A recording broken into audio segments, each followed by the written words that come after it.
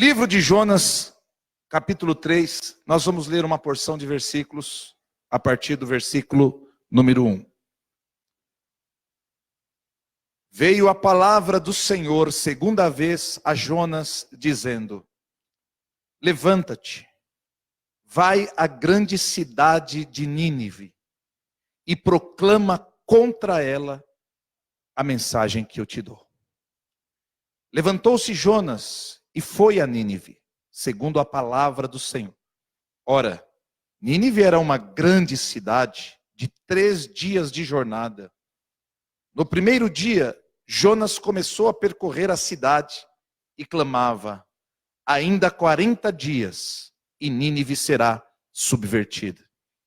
Os ninivitas creram em Deus, proclamaram um jejum e vestiram-se de pano de saco, desde o maior até o menor.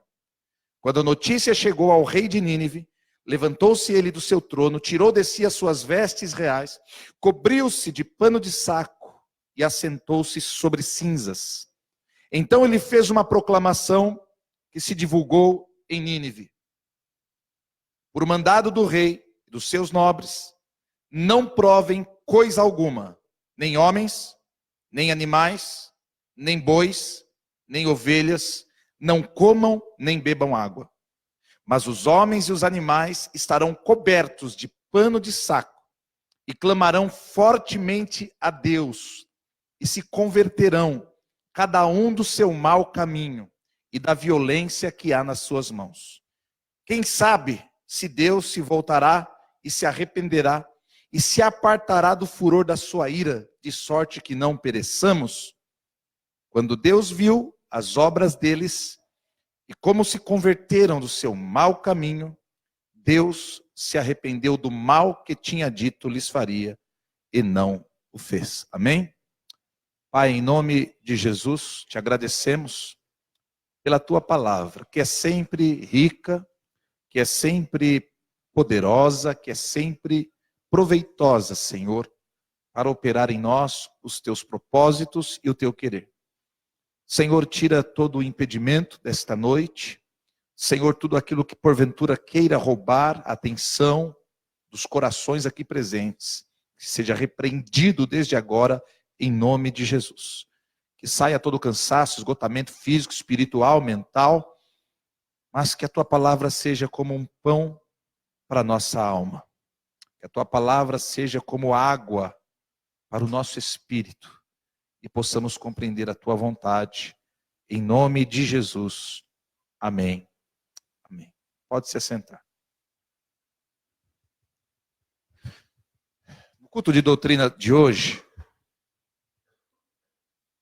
quero convidá-los a refletir um pouco sobre o tema arrependimento. É muito comum ouvirmos esta palavra em nosso meio, arrependimento. Eu me arrependo, ou eu me arrependi, ou eu preciso me arrepender. Mas qual é o real significado disto? O que realmente significa arrependimento? Será que o arrependimento é algo que nós mesmos geramos? Tipo assim, eu acordo um dia e digo assim: hoje eu vou me arrepender. Ou será que o arrependimento precisa ser gerado da parte de Deus em nós? Algumas coisas para nós pensarmos. A grande verdade é que há todo um processo para levar um pecador ao arrependimento. E, sem dúvidas, o arrependimento, ele é tema em toda a Bíblia. Ele é requisito, não somente principal, mas ele é requisito primordial. Ou seja, tem que estar em primeiro lugar, para que Deus então possa operar todas as demais coisas. No livro de Jeremias, capítulo 8, no versículo 6, há um texto interessante, no qual Deus se surpreende com a dificuldade dos moradores de Jerusalém em se arrepender. Olha que interessante, Jeremias capítulo 8, versículo 6. Deus diz assim: eu ouvi atentamente, mas não falam o que é reto. Ninguém há que se arrependa da sua maldade, dizendo: que fiz eu? Cada um se desvia na sua carreira, como um cavalo que arremete com ímpeto na batalha. Deus estava surpreso com a maneira em que os israelitas se lançavam ao pecado e não voltavam atrás. Pelo contrário, eles perguntavam: o que eu fiz? O que fiz eu? Como muitas pessoas, né? Ah, mas isso não tem nada demais. Ah, mas você está preocupado com isso? Mas isso não é nada. Tem gente que faz coisa pior. Olha o estado do ser humano, não vê necessidade de arrependimento. No segundo livro de Crônicas, capítulo 7, versículo 14, no qual Deus faz uma promessa de sarar a terra do seu povo, o requisito principal também é arrependimento. Ele diz: se o meu povo, que se chama pelo meu nome, se humilhar, orar, buscar a minha face, se converter dos seus maus caminhos, então eu ouvirei dos céus, perdoarei os seus pecados e sararei a sua terra. Mas olha a condição: se converter. É arrependimento. É arrependimento. Nós sabemos que João Batista, o profeta João Batista, ele foi o homem que fez a ligação entre o Velho Testamento e o Novo Testamento. João Batista é o elo entre a velha aliança e a nova aliança. A Bíblia diz que a lei e os profetas profetizaram até João Batista. Depois dele vieram a graça e a verdade através de Jesus Cristo. Então veja que João Batista é uma peça principal no quadro profético da história humana. Ele está bem no meio. Ele faz a ligação, como dizem alguns, o jump entre o Velho Testamento e o Novo Testamento. E a primeira pregação desse homem, em Mateus capítulo 3, versículos 1 e 2, o tema é arrependimento. Ele diz: arrependei-vos, porque está próximo o reino dos céus. 6 meses depois de João Batista estar exercendo o seu ministério, Jesus se revela ao mundo. Após ser batizado por João, Jesus também inicia o seu ministério. A partir daí, o ministério de João começa a se apagar e do Cristo começa a crescer. E a primeira ação de Jesus, em Mateus capítulo 4, versículo 17, imaginem qual foi o tema. Foi arrependimento. Ele disse: arrependei-vos, porque é chegado a vós o reino dos céus. Interessante que João Batista disse: arrependei-vos porque está próximo. Agora Jesus disse: arrependei-vos porque já chegou. E nós não podemos deixar passar, porque senão será tarde demais. Arrependei-vos porque é chegado a vós o reino dos céus. Muito bem. Em Marcos capítulo 6, Jesus, ele designa seus 12 discípulos para realizarem uma missão evangelística. Ele diz aos discípulos: ide, curai enfermos, expulsai demônios, limpai leprosos, ressuscitai mortos e anunciem o evangelho do reino. Então no capítulo 6 ele designa os seus 12 para esta missão. E no versículo 12 diz: então saíram eles pregando que o povo se arrependesse. Que coisa tremenda, que coisa tremenda.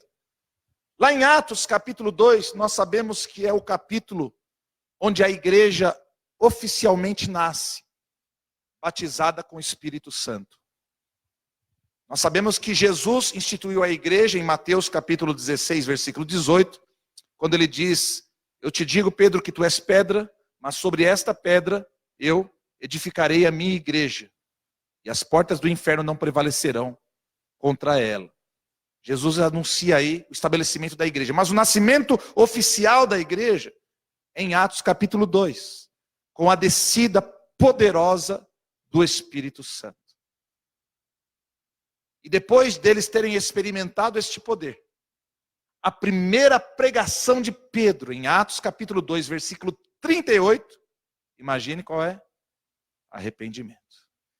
Ele disse: arrependei-vos de vossos pecados e sejam batizados para que recebam o dom do Espírito Santo. Então vejam, citei aqui apenas 6 passagens, desde o Velho até o Novo Testamento, para mostrar para vocês que esta temática do arrependimento, ela é a base, ela é primordial para que Deus comece a sua obra.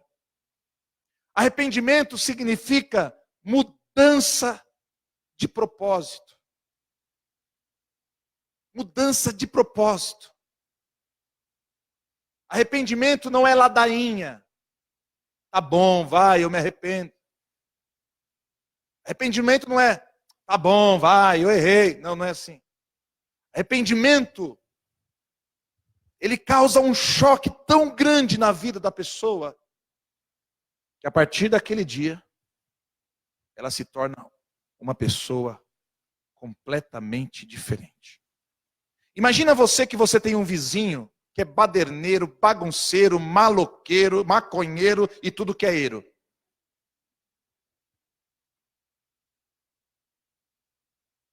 E o cara faz uma arruaça, uma zoação, um barulho, um som que ninguém aguenta. Você não sabe mais o que fazer. Mas um belo dia, tudo silencia. Aí você fala, ou morreu ou viajou. Mas aí você vê o cara passando na açãozinha de cabeça baixa. Você fala, nossa, tá calmo. Deram maracujina. Dali alguns dias você vê que ele está até se vestindo mais bonitinho. E passou alguns dias e você vê ele te dando boa tarde, boa noite. Você fala, gente, o que aconteceu? E passou mais um tempo, você vê ele com a Bíblia no braço. Ah! E dali para frente, aquela pessoa nunca mais volta a praticar o que fez. Ele verdadeiramente se arrependeu. Isto é arrependimento, é mudança de propósito.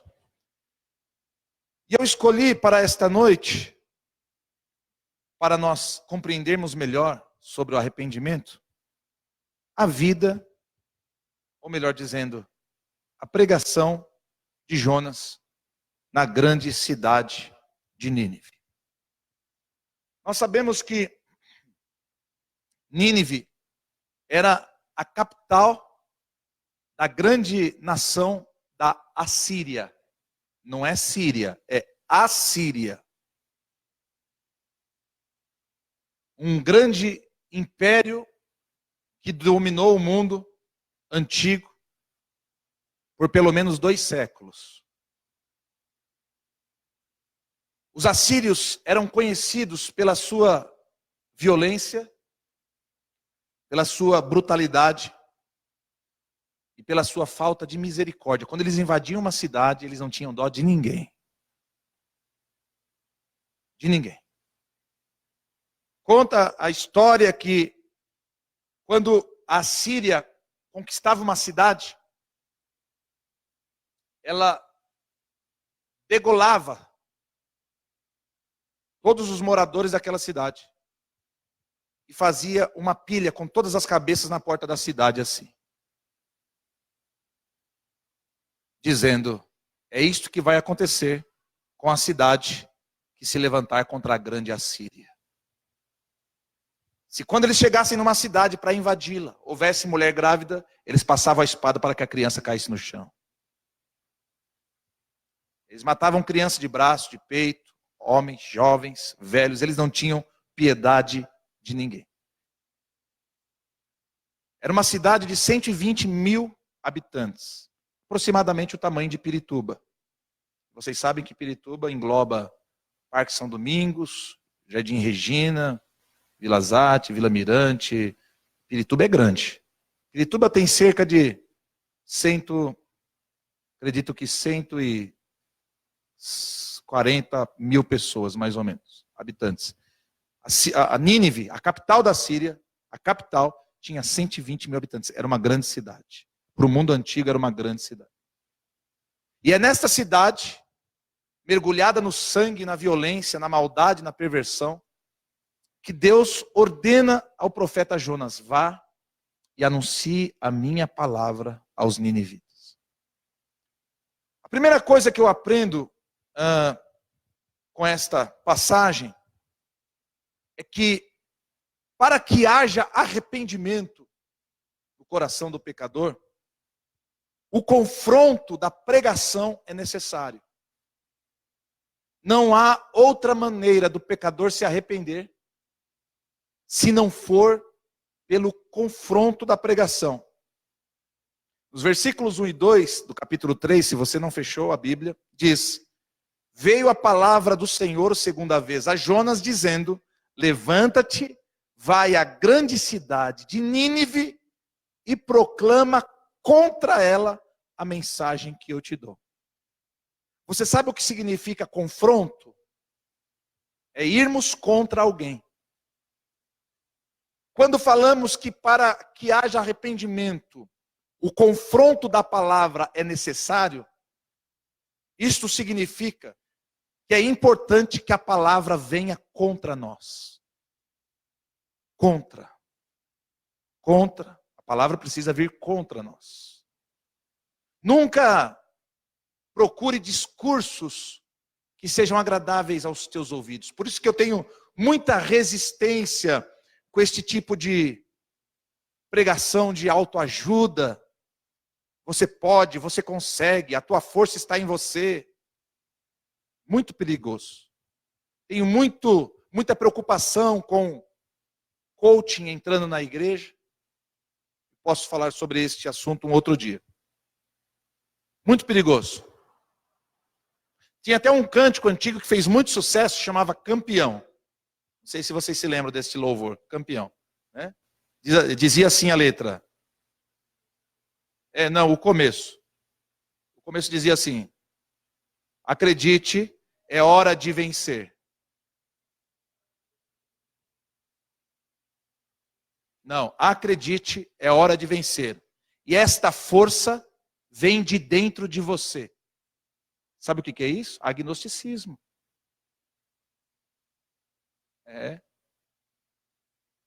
Eu posso. Eu consigo. Está em mim o vencer. Exclui Deus. Campeão, você é vencedor. Há uma força dentro de você. Não é bonito ouvir isso? Você tem uma força, você tem uma luz. Isso é perigoso. Aí eu mudei, né? Aí eu cantei assim: acredite, é hora de vencer. E esta força vem de Deus para você. Fica mais bonito? Hã? Fica mais bonito. Né? Então veja, para que haja arrependimento, o confronto da pregação é necessário. Ou seja, se você quer que Deus trabalhe na tua vida, leia a Bíblia contra você. Eu preciso ler a Bíblia contra mim. Se a Bíblia estiver falando contra mentira, eu tenho que me examinar se Deus não está encontrando mentira na minha vida. Se a Bíblia fala contra idolatria, eu tenho que me examinar se eu não tenho sido idólatra com algo. Se a Bíblia fala sobre tantas coisas, eu tenho que parar um pouco e meditar naquilo, se eu não estou naquela situação. Ou seja, nós temos que aprender a ler a Bíblia contra nós. E a pregação precisa confrontar, porque Deus disse para Jonas: vai e proclama contra ela. Contra ela. Jonas, pregue contra essa cidade. Deus não disse: pregue para eles que eu vou prosperá-los. Deus não falou assim: pregue para eles que eu vou tornar os empregados patrões e os funcionários empresários. Não. Deus disse assim: pregue contra ela. Proclame contra ela a minha palavra. O púlpito que não confronta as pessoas está gerando falsos convertidos. Na verdade, está gerando um monte de convencido. Que acha que é, mas nunca foi. E qual foi o teor da mensagem de Jonas? No versículo 4, diz assim: no primeiro dia, Jonas começou a percorrer a cidade e clamava: ainda 40 dias e Nínive será subvertida. Ou seja, daqui 40 dias, esta cidade vai virar pó. Ele pregou isso da parte de Deus com a autoridade do Senhor. Irmãos, veja, o juízo de Deus, muitas vezes, sim, traz terror. O juízo de Deus assusta, sacode, chacoalha. E o povo precisava saber que a cidade deles estava com os dias contados diante de Deus. Mas as pessoas têm ouvido muito pouco esse tipo de pregação hoje. Sabe por quê? Porque pregar sobre arrependimento não é popular. Há lugares que, se você pregar sobre arrependimento, vai todo mundo embora. Porque eles foram acostumados, eles foram cevados com palavras de autoajuda, com palavras antropocêntricas. Sabe o que é a palavra antropocêntrica? É uma palavra que o homem é o centro. Sabe por que o universo gira? Por causa de você. É, bonzão. É. Não é você que existe para Deus, é Deus que existe para você. É. Deus faz tudo por você. Você é bom, cara. Você é bom. Não pensa em qualquer coisa, não. Você entendeu? Então veja, a mensagem sobre arrependimento não é popular. Não é popular. Não aumenta a frequência da igreja. A mensagem sobre arrependimento não eleva a arrecadação. Então não se fala sobre arrependimento. Só se fala vitória para você. Vitória para você. Vitória para você. Gente, olha que interessante. Vamos comigo lá no primeiro livro dos Reis. E eu serei rápido, tá? Por conta do horário. Primeiro livro dos Reis, capítulo 22.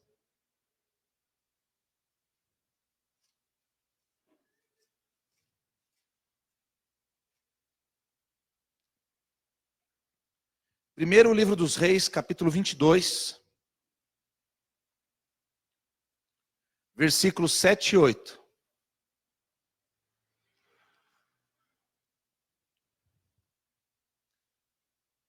Primeiro livro dos Reis, capítulo 22, versículos 7 e 8. Diz assim: disse, porém, Josafá: não há aqui ainda algum profeta do Senhor ao qual possamos consultar? Respondeu o rei de Israel a Josafá: ainda há um homem por quem podemos consultar ao Senhor, porém eu o odeio, porque nunca profetizo bem a meu respeito, mas somente o mal. Este é Micaías, filho de Imlá. Disse Josafá: não fale o rei assim. Eles estavam indo para a guerra, e haviam 400 profetas. Haviam 400 profetas profetizando para Acabe que eles deviam ir para a guerra porque a vitória era certa. 400. Sabe, irmãos, você deve ficar muito atento com profecias. Eu tenho muita dificuldade com pessoas que profetizam para todo mundo. Eu tenho muita dificuldade. Então, tem 40 aqui. Os 40 vão receber uma profecia. Eu tenho muita dificuldade com isso. Eu creio e eu amo quando Deus levanta alguém no meio da igreja para falar com o povo. Eu amo. Mas preste atenção. Ou Deus fala com o povo inteiro, ou Deus fala com uma ou duas, ou no máximo 3 pessoas específicas.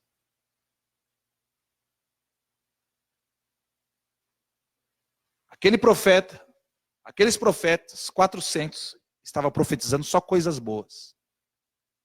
Josafá, um homem de Deus, desconfiou. Ele falou, não tem aqui um profeta de Deus, não? Você sabe pela mensagem quando o homem é de Deus. Não tem aqui nenhum profeta de Deus, não? E o rei Acabe falou assim, tem ainda. Tem uma pessoa ainda que é de Deus ainda. Mas eu odeio, porque ele só profetiza o mal. Na verdade, ele não profetizava o mal. Ele chamava o rei ao arrependimento. Acabe era um rei que se apostatou de Deus por conta da sua maligna mulher Jezabel. Foi para idolatria, feitiçaria e não voltou mais. Então, Micaías o repreendia para que ele se voltasse para o Senhor. Mas há pessoas que não querem que você fale que elas estão desviadas. Um dia eu estava passando em frente à casa de um jovem, muitos anos atrás, e uma irmã que estava comigo falou assim, aqui mora o jovem tal, né? Eu falei, pois é, está desviado. E ela falou, não use esta palavra. É muito forte esta palavra. Ele está temporariamente afastado do Senhor. Isso já faz mais de 10 anos, está até hoje. Não adianta querer amenizar. Ou você está, ou você não está. Ou você é, ou você não é. E assim como hoje, o rei não gostava de ouvir a chamada de Deus ao arrependimento. A chamada ao arrependimento nos faz perder amigos e seguidores. Se você começar a buscar muito a Deus, se você começar a desejar muito Deus na tua vida, e eu te aconselho a fazer isso, se prepare para perdas. Pessoas vão se afastar de você. Elas vão se afastar. O verdadeiro servo de Deus, irmãos, o verdadeiro servo de Deus, ele tem uma vida um pouco solitária. E eu não digo aqui na coletividade, porque nós estamos aqui, nós temos irmãos. Eu digo no dia a dia. Porque as pessoas vão sair da tua vida. Eu digo isso porque foi assim com Jesus. Evangelho de João, no capítulo 6. Olha que interessante. Evangelho de João, capítulo 6.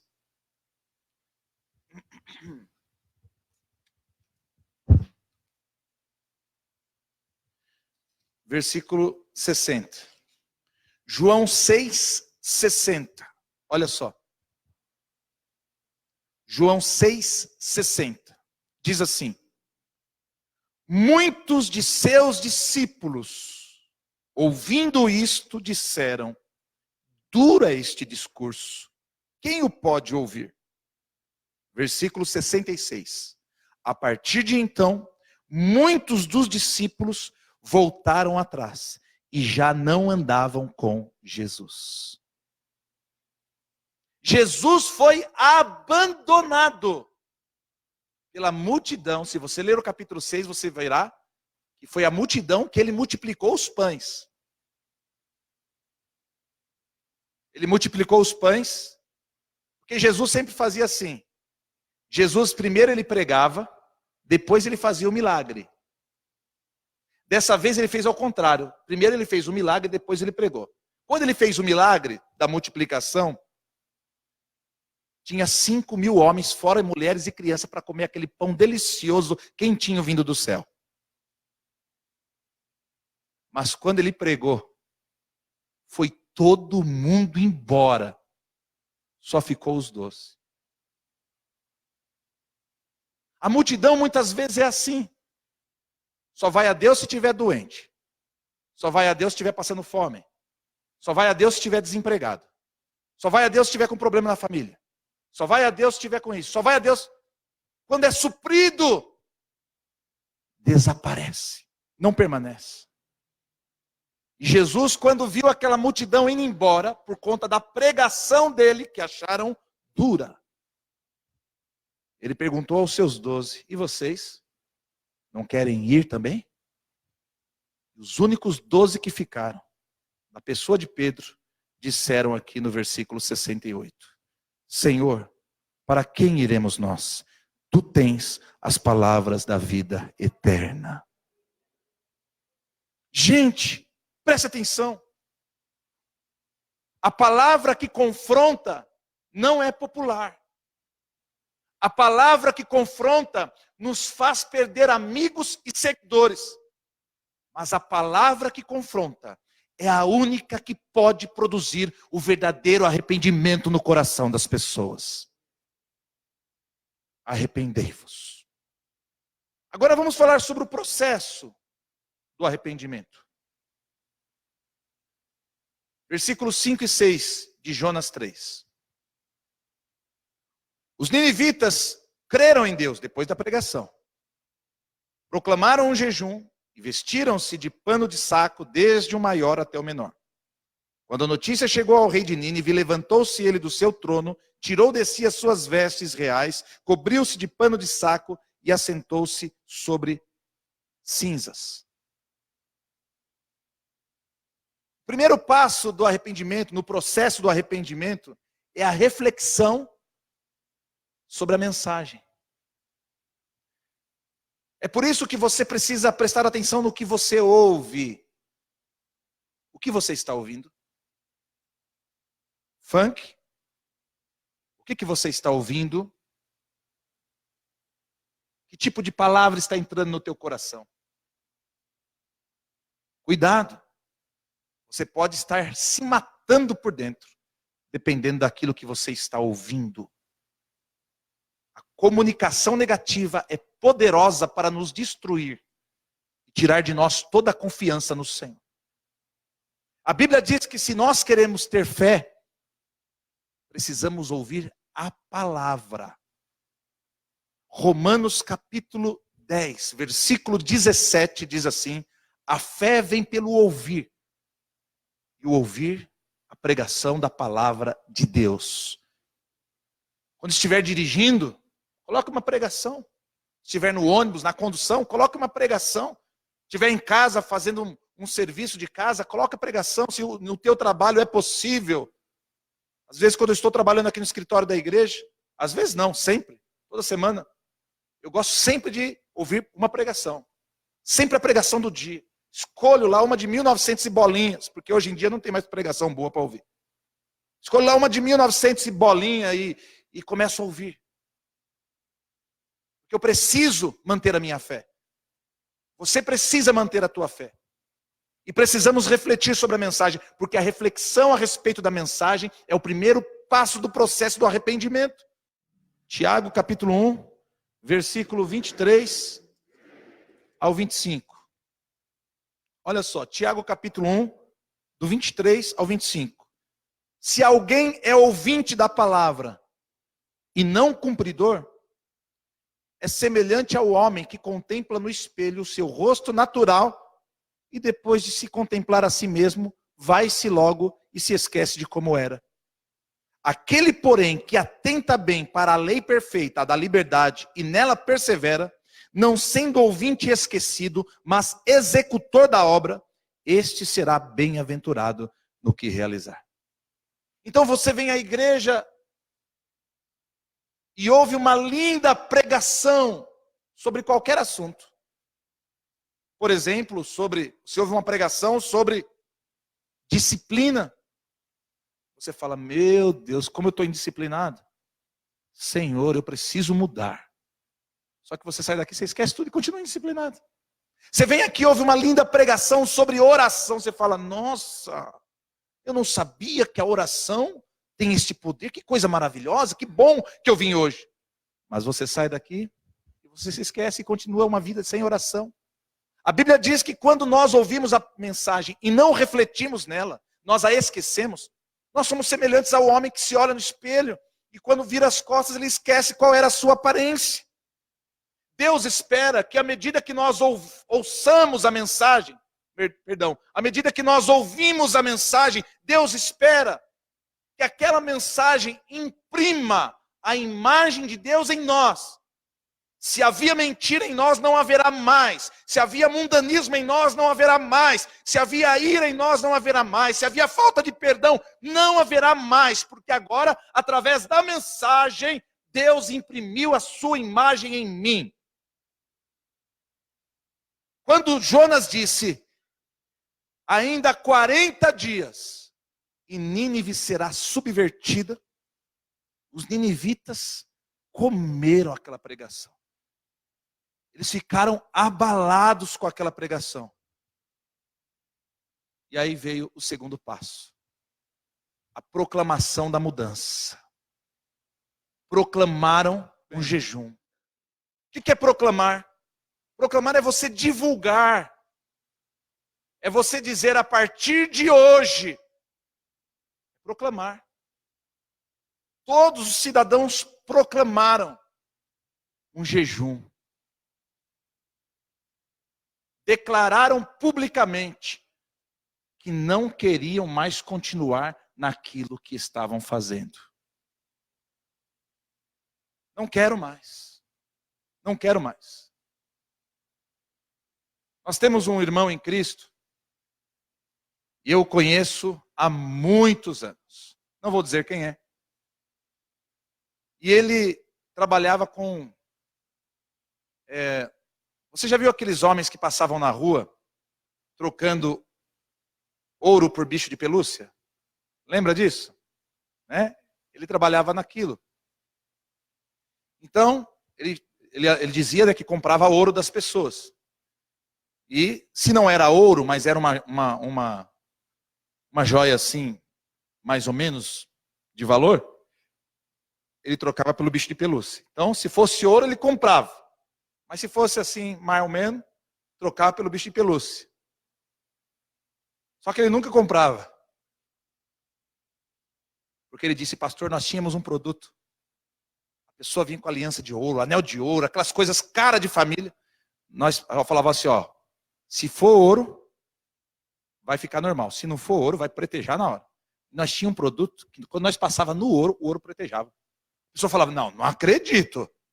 E daqui não é ouro não. Mas claro que é ouro. Como não?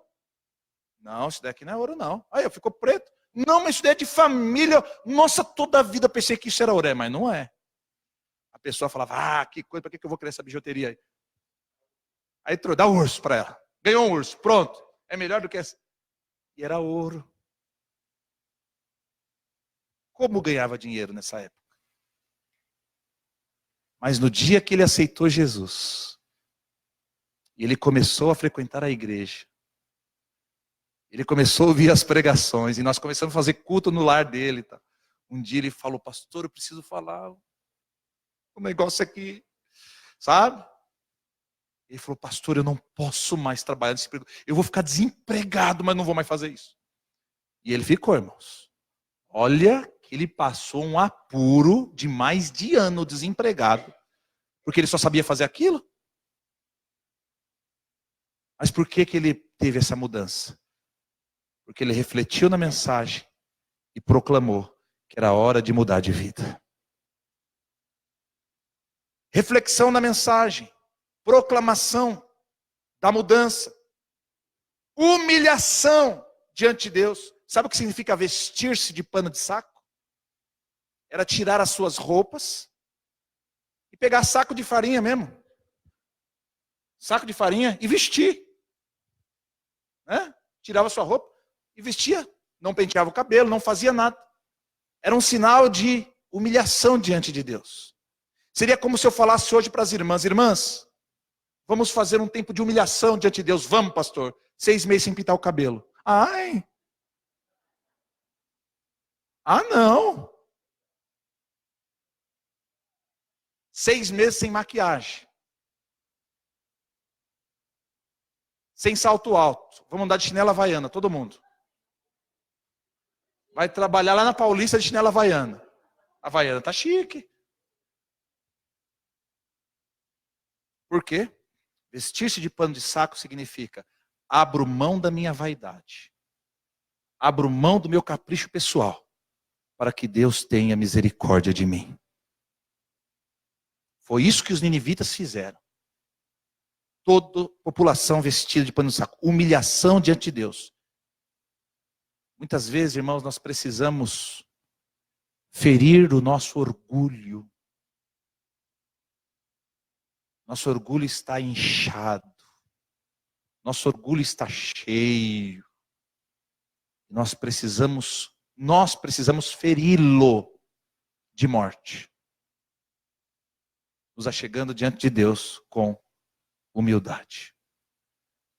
Ainda no livro de Tiago, se você está aí, capítulo 4, olha o que diz aqui, Tiago 4, e eu preciso acelerar. Tiago 4, do versículo 8 ao 10, diz assim, Tiago 4, do 8 ao 10, anota, depois você procura. Chegai-vos a Deus, e Ele se chegará a vós. Lavai as mãos, pecadores, e vós, de duplo ânimo, purificai os corações. Senti as vossas misérias, e lamentai e chorai. Converta-se o vosso riso em pranto, e a vossa alegria em tristeza. Humilhai-vos perante o Senhor, e Ele vos exaltará. Então, sentir as nossas misérias. Muitas vezes precisamos dedicar um tempo a Deus para sentir as nossas misérias. Não somos tão bons quanto pensamos, não somos tão santos quanto pensamos, não somos tão convertidos quanto pensamos. Quando você se achega em humildade diante de Deus, o Espírito Santo rasga-nos de dentro para fora, e nos mostra tudo o que precisa ser mudado na nossa vida e no nosso interior. O terceiro passo foi clamar a Deus. Está aqui no versículo, voltando lá para Jonas, versículo 8. O rei deu essa ordem aqui no versículo 8. Mas os homens e os animais, até os animais tiveram que entrar na dança, tá vendo? Eu vou jejuar. Ficar sem comer, sem beber água. Mas Totó vai ficar sem ração também. É isso aqui. Mas os homens e os animais estarão cobertos de pano de saco, e clamarão fortemente a Deus, e se converterão cada um do seu mau caminho e da violência que há nas suas mãos. O rei disse: clamem a Deus, clamem. Eu quero o reino inteiro clamando. Eu imagino se isso acontecesse no Brasil. Meu Deus, que coisa maravilhosa. Eu imagino se entrasse um presidente servo de Deus mesmo. Servo de Deus, que os que têm entrado não são servos de Deus. Às vezes até cita um versículo ou outro, mas não tem nada a ver com Deus. Eu imagino se entrasse um servo de Deus, um crente. É difícil, eu sei que é difícil. Na política só entra quem está envolvido no meio da corrupção. Mas imagina que Deus faça um milagre e entre. Alguém ousado, alguém cheio do Espírito Santo. Alguém que fale: a nossa nação precisa se arrepender. Nossa nação precisa confessar os seus pecados a Deus. Nossa nação precisa pedir perdão para Deus pela idolatria, pela feitiçaria, pelo sacrifício de crianças, pelo homicídio, pelo adultério, pela criminalidade, pela corrupção. Nós precisamos. E dia 1º de setembro agora vai ser o dia do clamor nacional no Brasil. Feriado, ninguém vai trabalhar. No 1º é domingo, vou mudar para o dia 2. Dia 2, segunda-feira. Segunda-feira, ninguém vai trabalhar. Ninguém. Quero todas as empresas fechadas, todas as fábricas paradas, todos os turnos especiais vão estar fechados. Eu quero todos nas suas casas, tendo um tempo de oração, reflexão, clamor, súplica, porque o Brasil está falido, o Brasil está indo buraco abaixo, e só há um que pode mudar, e ele se chama Senhor dos Exércitos. Enquanto isso não acontece na nação, pode acontecer na tua vida. Nós podemos fechar a porta do quarto e clamar, clamar, clamar. Deus, não está certo, minha vida não está certa, minha casa não está certa, meus negócios não estão certos, Senhor, a minha fé não está certa, eu estou frio, eu estou indiferente, eu estou morto, Senhor. Nós precisamos clamar. Clame! Clame! Clame! Disse o rei aos ninivitas. E ele disse mais. Quinto passo. Convertam-se dos seus maus caminhos. Parem de fazer coisas erradas.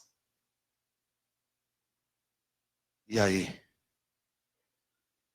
O povo ficou apavorado. Quando o povo viu esse decreto do rei, falou, o negócio é sério mesmo. Caiu-se todo mundo de joelhos a buscar a Deus. Mesmo que não conheciam a Deus. Eles eram assírios, não eram judeus. Mas buscaram a Deus. E a Bíblia diz lá em Provérbios capítulo 28, versículo 13. Vamos lá. Hoje é culto de doutrina, não vou citar de bandeja para vocês. Provérbios 28, 13. Diz assim.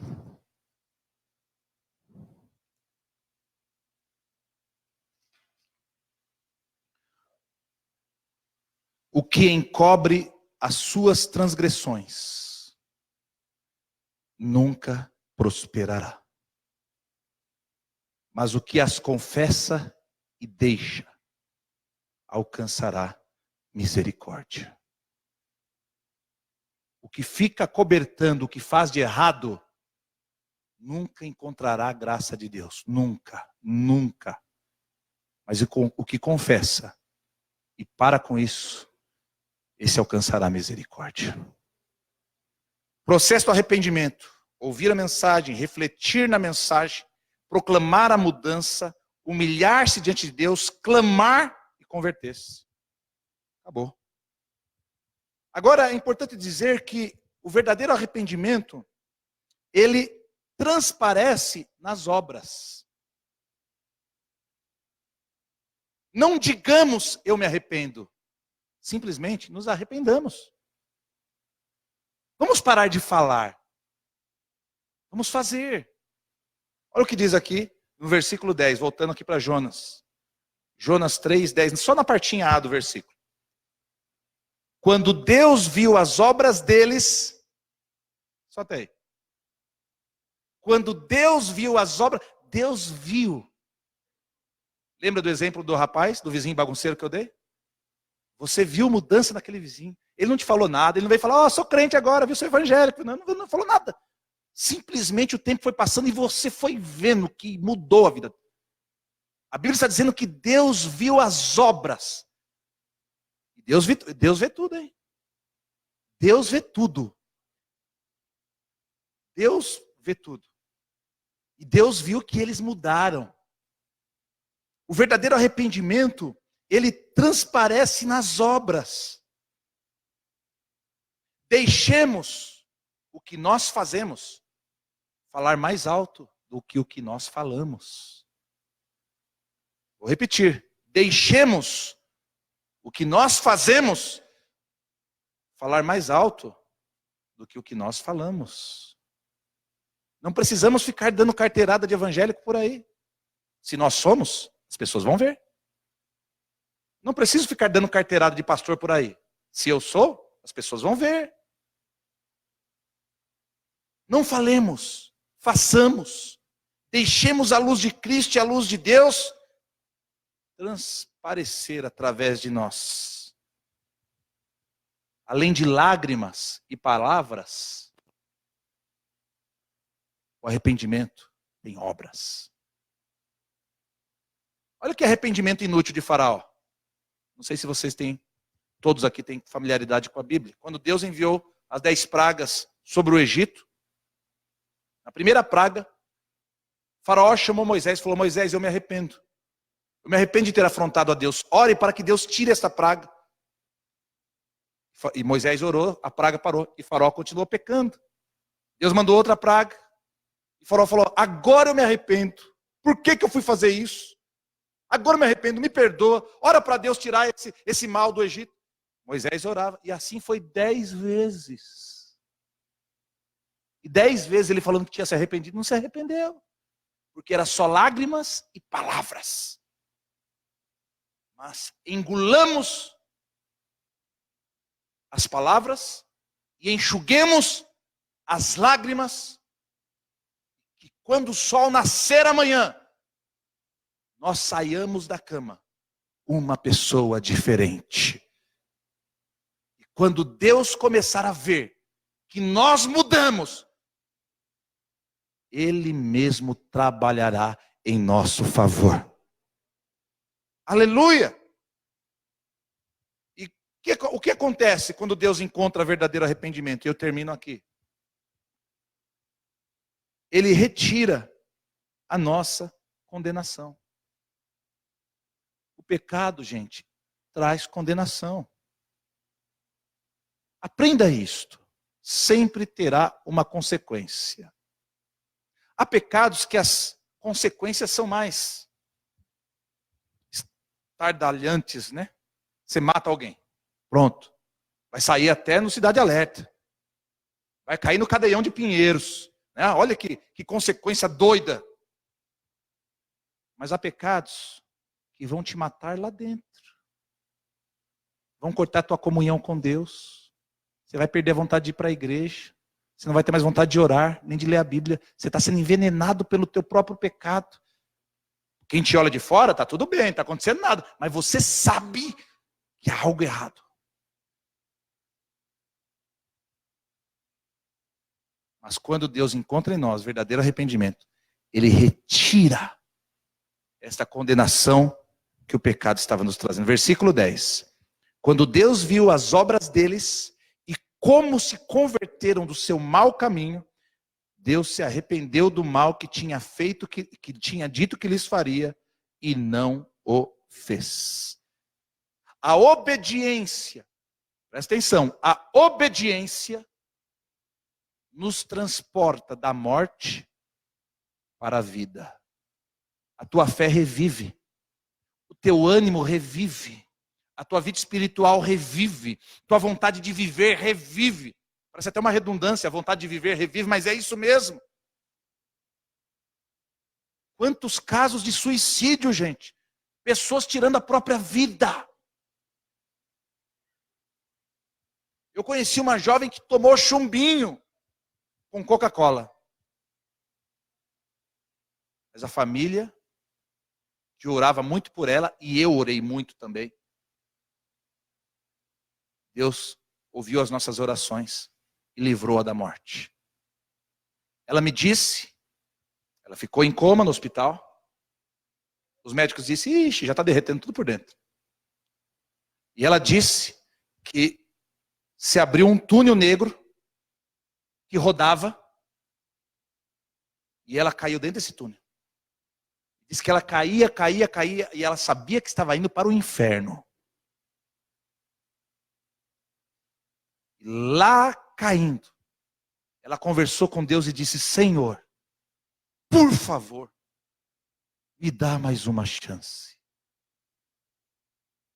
E ela falou que de repente a queda foi cessando e ela foi sendo sugada para cima e acordou no leito do hospital. Mas nem todos recebem essa chance. É que muita gente orou por ela. Quantos aí se suicidam e não tem ninguém orando por eles, vão embora. Porque não tem mais vontade de viver. Mas se nós nos arrependermos e mudarmos de vida, Deus retira o peso da condenação e nós passamos da morte para a vida. João 5:24 diz assim, palavras do Senhor Jesus. João 5:24. Em verdade vos digo, que quem ouve a minha palavra e crê naquele que me enviou, tem a vida eterna e não entrará em condenação, mas passou da morte para a vida. Oh, glória a Deus, aleluia. Romanos capítulo 8, versículo 1, e aqui eu vou citar. Nenhuma condenação há para os que estão em Cristo Jesus, que não andam mais segundo a carne, mas segundo o Espírito. Aleluia! nenhuma condenação há.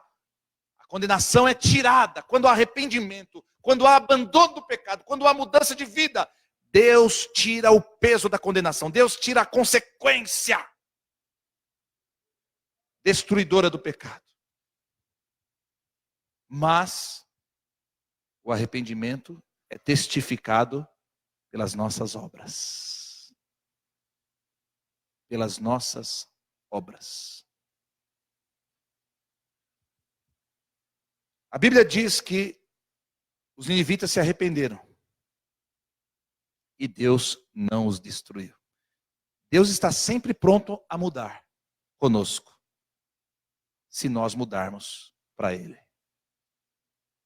Há muito tempo atrás, um historiador mostrou, porque existem mapas do avanço dos impérios na antiguidade, né? Existem mapas que mostram o alcance da conquista.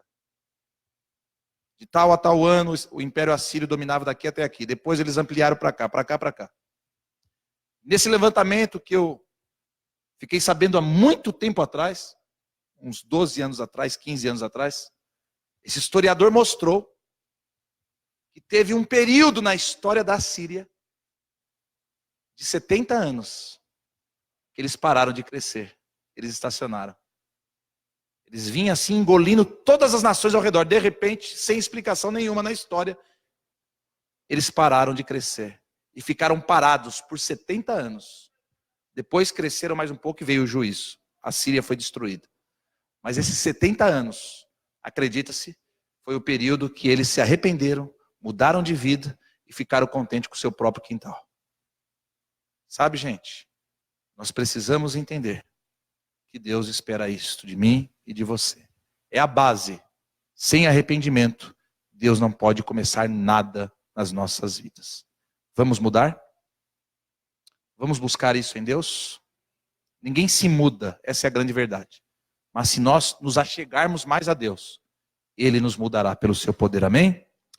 Meu Deus e meu Pai, te agradeço pela oportunidade de explanar a tua palavra, a tua igreja nesta noite. Senhor, como precisamos ouvir a tua voz. Como precisamos compreender os teus propósitos, os teus planos e os teus caminhos para nós. Eu te peço, Deus, que onde minha voz não pôde ser clara, que o teu Espírito esclareça isso ao coração dos ouvintes. Nosso Deus, faça desta igreja uma igreja quebrantada. Faça de nós um povo sensível à voz do teu Espírito. E nós te serviremos, Pai, com alegria e excelência. Em nome de Jesus. Amém e amém.